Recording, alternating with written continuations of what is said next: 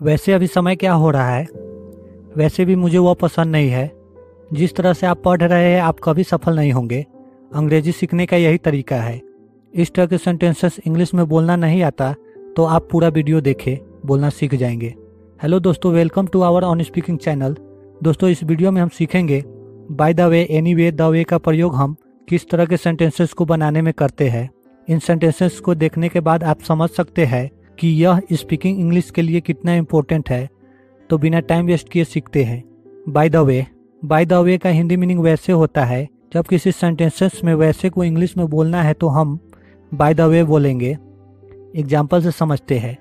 वैसे अभी समय क्या हो रहा है, वैसे मेरा नाम विक्रम है, वैसे मैं अंग्रेजी बोल सकता हूँ। आप इन तीनों सेंटेंसेस को देख सकते हैं, तीनों सेंटेंसेस में वैसे आ रहा है। अब हम वैसे के लिए बाय द वे का प्रयोग करेंगे। By the way, what time is it? By the way, my name is Vikram.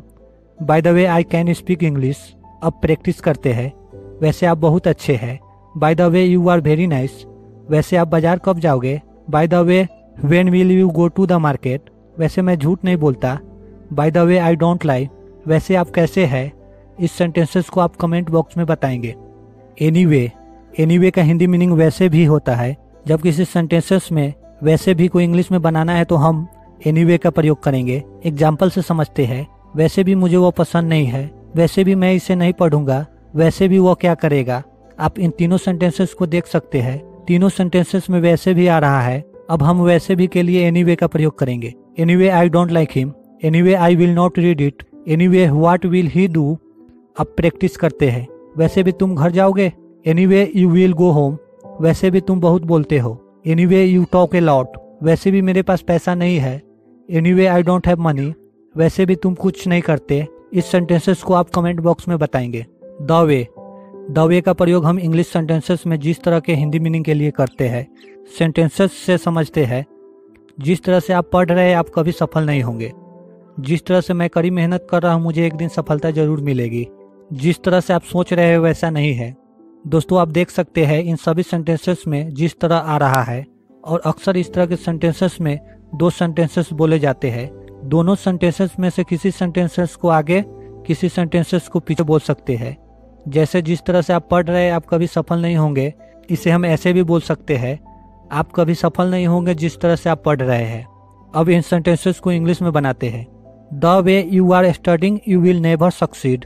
या इस सेंटेंसेस को ऐसे भी बना सकते हैं, you will never succeed the way you are studying. The way I am working hard I will definitely get success one day. It is not the way you are thinking. अब practice करते हैं। मैं इसे जिस तरह से समझा सकता हूँ समझाऊंगा। I will explain it the way I can. वह ऐसा नहीं कर पाएगा जिस तरह मैं करता हूँ। He will not be able to do it the way I do it. The way का प्रयोग इंग्लिश सेंटेंसेस में तरीका है या रास्ता है, इस हिंदी मीनिंग के लिए भी करते हैं। तरीका है या रास्ता है, दोनों को कहने का मतलब एक ही है। सेंटेंसेस से समझते हैं। अंग्रेजी सीखने का यही तरीका है, यही तो घर जाने का रास्ता है। यह अपने आप को सही साबित करने का तरीका है। अब हम इसे इंग्लिश में बनाते हैं। This is the way to learn English. This is the way to go home. This is the way to prove yourself right. अब प्रैक्टिस करते हैं। यह गाना गाने का सही तरीका नहीं है। This is not the right way to sing a song. Party करने का यह एकमात्र तरीका नहीं है। This is not the only way to party. यह पैसा कमाने का तरीका है। This is the way to earn money. दोस्तों, एक दिन आपको इंग्लिश बोलना है तो इस चैनल को आज ही सब्सक्राइब कर ले। सी यू अगेन।